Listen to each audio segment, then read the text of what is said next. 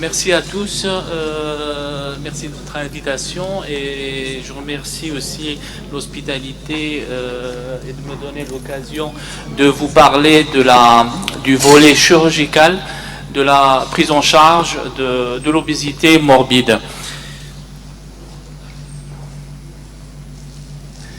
Alors, quelques statistiques françaises. On voit bien ici que l'obésité actuellement constitue un problème de santé publique, puisqu'on retrouve des pourcentages très élevés. C'est des statistiques réalisées dans les années 2013-2012. On voit qu'il y a 1,2% d'obésité morbide, soit environ 600 000 Français qui présentent une obésité morbide avec un IMC largement supérieur à 35 ou 40. Un petit rappel sur l'UMC, je pense que mes collègues ont déjà abordé ce thème. Il y a une classification actuelle qui permet de faire une classification du poids par rapport à l'IMC. On parle de surpoids quand l'IMC est compris entre 25 et 30, d'obésité type 1 de 30 à 35, et obésité grade 2, c'est entre 35 et 40, et après on parle d'obésité morbide ou obésité stade 3 avec un IMC supérieur à 40. Alors l'IMC, ça se calcule par le poids sur la taille au carré et ça donne une valeur qui permet de classer le patient sur ces catégories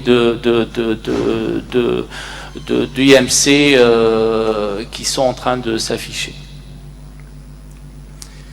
Alors, il y a des données sociologiques sur l'obésité. On remarque bien qu'il y a une augmentation de la prévalence de l'obésité chez la femme. L'IMC augmente avec l'âge. C'est pas toujours vérifié, mais il y a plusieurs publications qui démontrent ça. Et aussi, c'est inversement proportionnel au niveau socio-économique de la population. Ça veut dire que l'obésité, elle touche plutôt actuellement la couche sociale défavorisée. Alors, on rentre dans les techniques opératoires. Statistiquement, donc c'est des statistiques réalisées en 2013. Actuellement, en 2015, on a plus de 60 000 interventions de chirurgie bariatrique réalisées en France. On voit bien l'incidence des techniques opératoires qui ont bien évolué durant les années. En 2006, la fréquence de la mise en place de l'anneau gastrique prenait le dessus, et actuellement en 2013 on voit bien que la sleeve gastrectomie prend largement le dessus par rapport aux autres techniques opératoires. Alors quand on parle d'obésité morbide, on parle de comorbidité. Alors les comorbidités qui peuvent associer à l'obésité, c'est le diabète, le syndrome d'apnée du sommeil, NASH, ça veut dire c'est le syndrome métabolique, l'hypertension artérielle, la dyslipidémie et l'ostéoporose avec des pathologies articulaires. Alors c'est par rapport à ces paramètres que la Haute Autorité de Santé permet de définir des indications opératoires. Ça veut dire qu'on n'opère pas tout le monde. Un patient qui présente une obésité morbide doit absolument passer par une évaluation purement nutritionnelle. Et à partir de cette évaluation et une prise en charge nutritionnelle, diététique et surtout psychiatrique, et l'échec de cette prise en charge peut éventuellement, je dis bien peut éventuellement,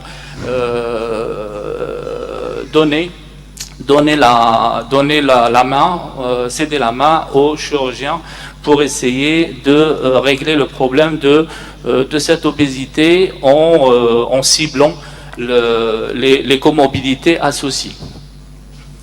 Alors, ces indications opératoires, c'est un IMC supérieur à 40, sans comorbidité, ou bien un IMC supérieur à 35 avec au moins une comorbidité, c'est-à-dire hypertension artérielle, diabète, syndrome d'apnée du sommeil, etc. Alors l'âge compris est entre 18 et 65 ans. La valeur maximale, elle est actuellement à 67. Et exceptionnellement, on a recours à opérer des patients moins de 18 ans, mais c'est dans des centres spécialisés. Ça concerne aussi une surcharge pondérale stabilisée depuis plus de 5 ans, un échec d'une prise en charge médico-nutritionnelle correctement conduite pendant un délai de 6 mois à 1 an, ça c'est très important. L'absence de dysfonctionnement thyroïdien ou surrénalien, ça c'est l'évaluation de l'endocrinologue qui permet d'éliminer toute pathologie endocrinienne qui peut être responsable de cette obésité. Et enfin, les contre-indications psychiatriques que vous connaissez, je pense que vous êtes mieux placé par rapport à ça. Alors, les contre-indications de la chirurgie de l'obésité, c'est la grossesse, un désir de grossesse, l'allaitement, le projet de grossesse dans les 2 ans, le trouble du comportement alimentaire, donc on avait parlé de ça tout à l'heure, les pathologies psychiatriques instables non traitées, et il y a une pathologie particulière, c'est une pathologie qui s'appelle le syndrome de Prader-Willi, qui touche une catégorie de patients jeunes et qui ne rentre pas dans les indications de prise en charge chirurgicale de cette obésité morbide. Alors, par rapport à la chirurgie, nous on propose 3 types d'interventions. Alors, il y a ce qu'on appelle les techniques restrictives, ça veut dire que c'est des techniques qui diminuent la taille de l'estomac, et des techniques, disons, mixtes, ça veut dire que c'est des techniques restrictives et en même temps malabsorptives. Alors, les techniques restrictives, on a l'anogastrique. On reviendra tout à l'heure à la définition de cette technique. On a aussi la sleeve gastrectomie, qui est une gastrectomie longitudinale. Et la méthode mixte, qui est restrictive et malabsorptive, c'est le bypass gastrique. Alors, par rapport à l'anogastrique, donc l'anogastrique, il se présente comme étant une sorte de sablier, c'est-à-dire il réduit la taille de l'estomac en sablier, de telle façon que le bol alimentaire passe à travers une poche qui est constituée à travers cet anneau gastrique. Et l'anneau gastrique, donc lui-même, il est relié à un cathéter qui permet de gérer le gonflage et de gérer le bol alimentaire. C'est-à-dire quoi? Ça veut dire que si le patient ne perd pas de poids, on peut être amené à gonfler le ballonnet en fonction des besoins. Et en cas où le patient se met par exemple en aphagie, on peut éventuellement le dégonfler. C'est une méthode ancienne qui a été très recommandée durant les premières années. Et après, actuellement, là, on est plutôt en train de plus enlever les anneaux gastriques que d'en mettre. Alors, la perte de poids attendue est de 40 à 60% d'excès de poids. C'est une perte de poids d'environ 20 à 30%. Vous voyez bien que le résultat de l'anneau gastrique n'est pas aussi important que vous allez voir par rapport aux autres méthodes restrictives et malabsorptives. La deuxième opération, qui était longtemps considérée comme une intervention intermédiaire entre l'anneau gastrique et le bypass, est ce qu'on appelle la sleeve gastrectomie, qui consiste à réduire la taille de l'estomac en réalisant une gastrectomie longitudinale. vous voyez bien que la section gastrique, elle se porte sur un tiers, sur les 2 tiers externes de l'estomac, de telle sorte qu'au final, l'estomac est réduit à un tube et qui permet de diminuer le flux alimentaire, enfin le bol alimentaire, et en même temps, cette méthode, elle agit sur une hormone très importante qui est responsable de l'appétit et qu'on appelle la gréline. Donc cette méthode-là, elle a une action, disons, mécanique et en même temps une action hormonale sur la grényle. Alors, la perte de poids, vous voyez bien que c'est un peu plus important que l'anogastrique, qui est de l'ordre de 45 à 65%, et la perte totale, elle peut aller jusqu'à 30 à 50 kilos, que j'ai vu pour certains patients. Alors, la troisième méthode chirurgicale, c'est la méthode la plus utilisée actuellement en matière de chirurgie bariatrique dans certains centres par rapport à d'autres centres qui privilégient la sleeve gastrectomie, c'est le gastric bypass. Alors c'est une technique un petit peu complexe à comprendre, vu qu'elle comporte 2 types d'anastomose. Ça veut dire qu'on crée une poche gastrique de 25 ml que vous voyez sur le schéma, et sur cette poche gastrique on raccorde l'intestin qui exclut de 2 mètres de l'angle duodéno-jéjunal. Donc cette exclusion intestinale donne la valeur malabsorptive de cette chirurgie, de cette technique, et permet d'avoir une perte de poids plus importante que les techniques précédentes. Alors on voit bien que la perte d'excès de poids, parce que je précise bien qu'on parle d'excès de poids et pas de poids, il est de l'ordre de 70 à 75%, avec une perte de poids d'environ globale de 35 à 40 kg et qui peut aller jusqu'à plus de 50 à 60 kg dans certains cas très favorables. Moi, personnellement, et d'autres chirurgiens privilégient cette technique pour les patients diabétiques. Pourquoi? Parce qu'elle a une action malabsorptive, et ça a été démontré, même si ces études ne sont pas formelles, que le bypass gastrique, il est plus adapté pour les patients qui présentent un diabète que les patients présentant d'autres comorbidités. Après, il faudra voir par rapport à l'IMC. C'est vrai que les patients qui présentent un IMC très important à partir de 50, personnellement, je privilégie la sleeve gastrectomie que d'effectuer un bypass gastrique d'emblée.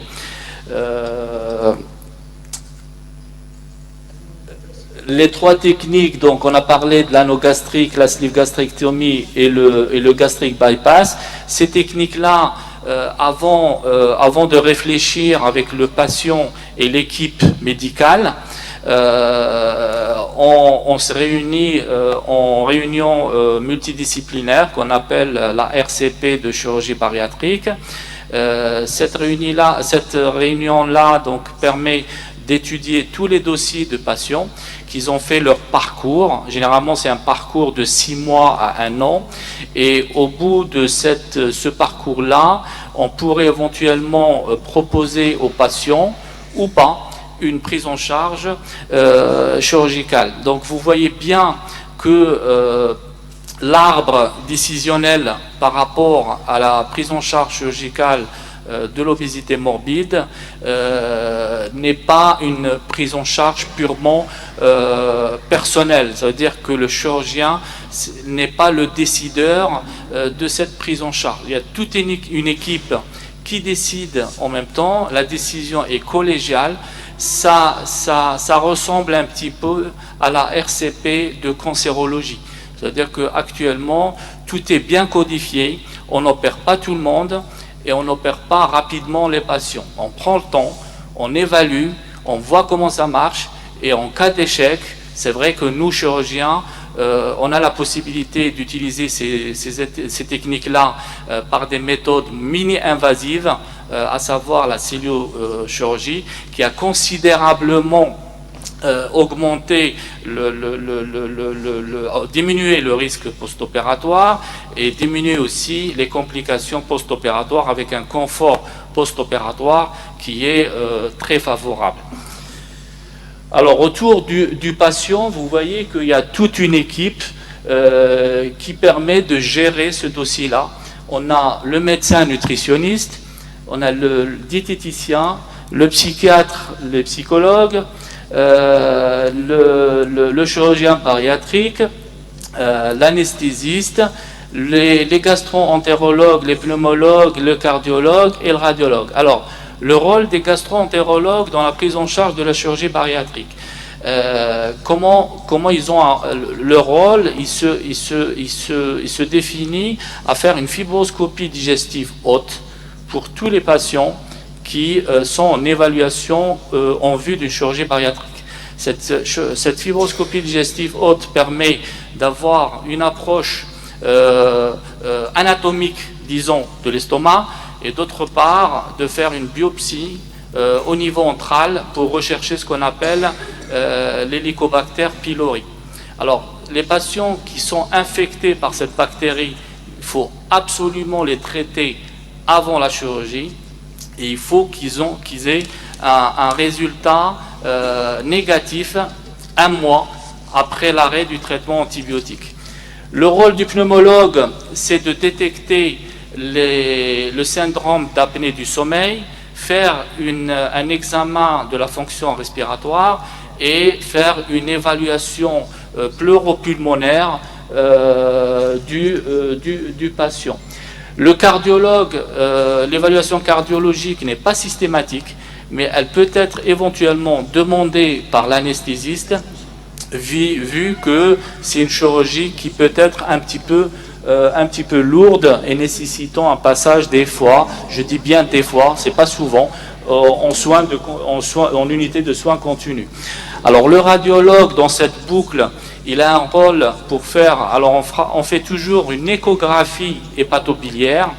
Cette échographie hépatobiliaire permet de rechercher une lithiase vésiculaire avant d'opérer le patient et d'apprécier la taille du lobe gauche du patient pour des raisons purement techniques.